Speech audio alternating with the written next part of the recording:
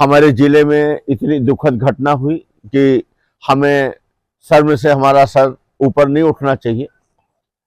हमें रीवा जिले में के लोग हैं, रीवा हमारी पैदाइश है। हमारे यहाँ जो बाहर से अधिकारी आते हैं इनसे हमें उम्मीद नहीं करना चाहिए, क्योंकि इनकी ये मातृभूमि नहीं है। ये अपना जो धर्म लेके आते हैं वो अपना करते हैं।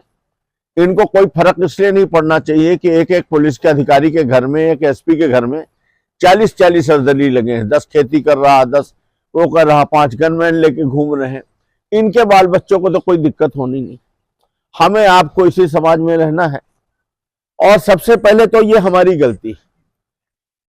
अगर देश में कोई निर्भया कांड हो या कोई के बंगाल वाला कांड हो तो ये हमारे लिए शर्म और दुख की बात तो है, और उसका हम दुख भी मनाते हैं, जुलूस भी निकालते हैं। लेकिन हमारे घर में, हमारे रीवा में अगर किसी बच्ची के साथ ये कांड हो जाए तो हमारा खून नहीं खौलता। हमारे यहाँ अधिकारी आते हैं बाहर से, पहले ट्रांसफर होता है तो ज्वाइन नहीं करना चाहते, माइनिंग में, नान में, वेयर हाउसिंग में। फिर जब यहाँ आ जाते हैं तो जो दोनों हाथ से कमाते हैं तो फिर ये कहीं टिकते नहीं। इनकी आत्मा बार बार यही भटक के लौटती है। क्यों? क्योंकि दूसरे जिले में भी ये वही आदत लेके जाते हैं और लूट करना तो चाहते हैं, पर वहां की सोसाइटी अलाउ नहीं करती, वहां का समाज एक्सेप्ट नहीं करता, वो वहां के बाकी लोग उसमें लय ताल नहीं मिलाते, तो ये लौट के फिर रीवा की ओर भागते हैं।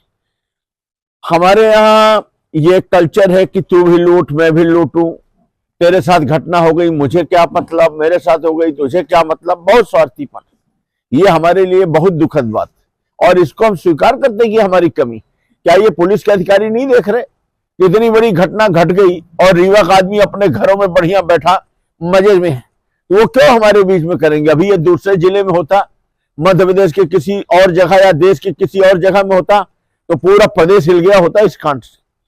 आज हमें दूर के कांड के लिए मोमबत्ती का जुलूस लेकर निकलते हैं, अपने घर की बच्ची के लिए हम नहीं निकल सकते। तो ये यहाँ के अधिकारी देख रहे हैं तो वो क्यों ना करें, उनको क्या फर्क पड़ता है?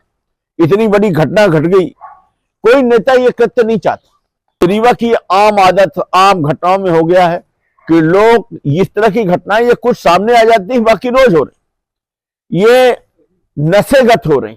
हमारे नेता ये ऐसा नहीं चाहते कि नशेगत मतलब ये कोई इस तरह का बलात्कार के केस हो, साथ साथ दरिंदे किसी बच्ची के साथ ये सब करें, घर घर जो लूट हो रही, रोज गोलियां चल रही, लेकिन कोरेक्स बिछवाना चाहते हैं। एक तरफ उड़ता पंजाब था तो आज है बहता रीवा। रीवा में कोई रिश्ता करने को तैयार नहीं। हर कोई जानता है कि रीवा मतलब कोरेक्स सिटी, नशे की चपेट में है रीवा। ये आखिर ये हमारे नेता ऐसे अधिकारियों को क्यों संरक्षण दे रहे हैं? ऐसे पैकार करने वालों को, ऐसे पैकारी करने वालों को अपने बगल में बैठाकर क्यों फोटो खिंचवा रहे हैं? क्यों उनके ऊपर हाथ रखे हुए हैं?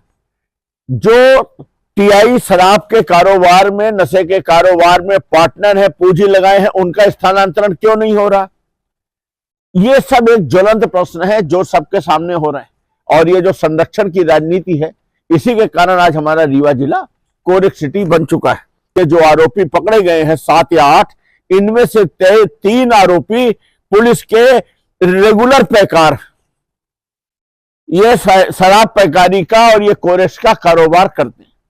ये वही नशेगत अपराध है जो रीवा में नशेगत अपराध फैला। रीवा में आप ये बताइए, दुश्मनी के नाम पर कौन किसको गोली चला रहा?